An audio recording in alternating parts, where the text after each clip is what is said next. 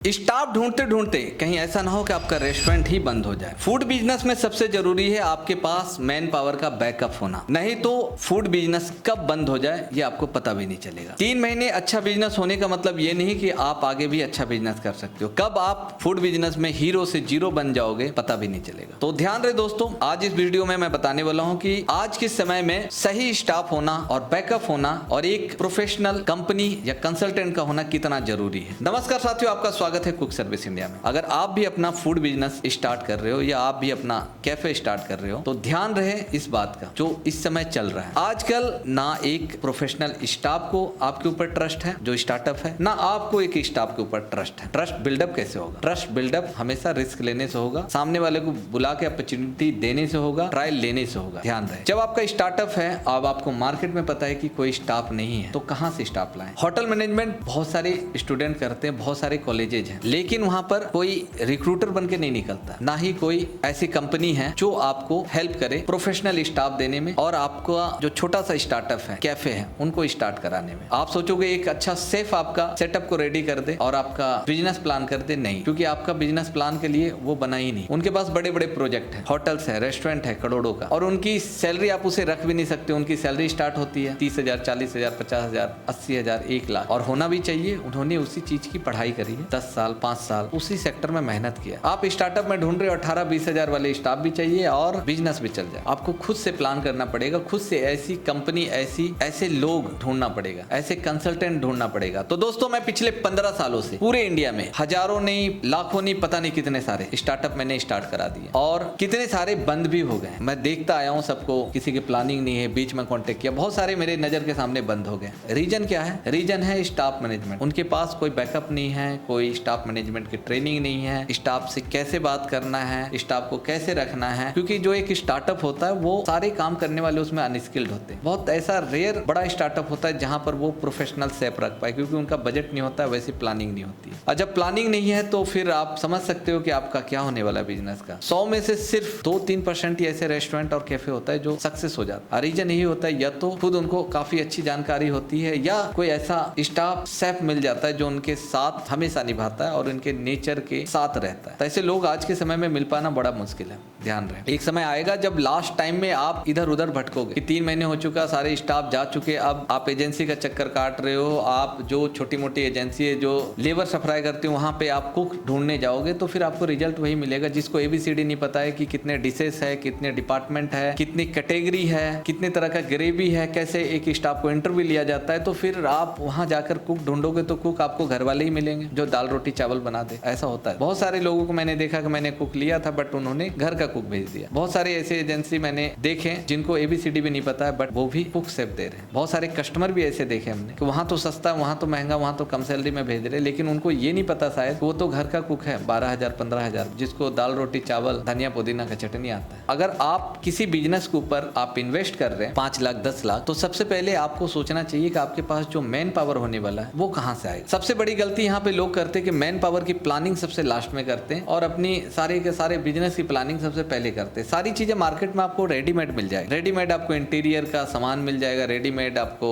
Chair मिल जाएगा, readymade table मिल जाएगा, kitchen का सामान मिल जाएगा, लेकिन रेडीमेड यहाँ पे आपको स्टाफ नहीं मिलने वाला है। वहां पे आपको प्रैक्टिकल स्टाफ मिलने वाला है, एक्सपीरियंस स्टाफ आप ढूंढोगे तो कहां से आप ढूंढोगे? आपके पास तो खुद भी एक्सपीरियंस नहीं है। आप ट्रायल लोगे, कितने को ट्रायल लोगे? 2 आएंगे, 3 आएंगे, आप आउट ऑफ स्टेशन से सबको बुला के कितने को ट्रायल ले पाओगे? 2-3 के बाद आप खुद ही हाथ खड़ा कर दोगे कि यहाँ तो स्टाफ ही नहीं। तो क्या फायदा आपका बिजनेस का? क्या फायदा? आपने इतनी इंटीरियर इतनी अच्छे से प्लानिंग की, बोर्ड लगाया, लाइटिंग पे खर्च किया, मेन्यू बनाया, बट मेन्यू बनाने वाला कोई है ही नहीं, आपको मिला ही नहीं। मेन्यू में आपने अटरम बटरम सारे डाल दिए, छोले भटूरे भी डाल दिए, समोसे भी डाल दिए, साउथ इंडियन भी डाल दिए और उसमें जलेबी डाल दिए, पकौड़े भी डाल दिए और दोस्तों इंडियन के 4-5 डिशेस भी डाल दिए, और फिर आपने बोल दिया कि बस सारे एजेंसी को फोन कर रहे हो कि एक ही कुक चाहिए जो सब संभाल ले। वही आएगा शक्तिमान वहां पर, सारी चीजें एक हाथ साउथ इंडियन की तरफ लगाएगा, एक हाथ समोसे की तरफ लगाएगा, एक हाथ चाइनीज में लगाएगा, फ्रेंच फ्राई बनाएगा। तो पहले आप प्लान करना सीखे बिजनेस को, बिना प्लानिंग का नहीं होता। बहुत सारे कॉल आते हैं मैं ट्रस्ट कैसे करूं? पहले बोले आप बिजनेस करना सीखो। बिजनेस हमेशा रिस्क से चलता है और अपने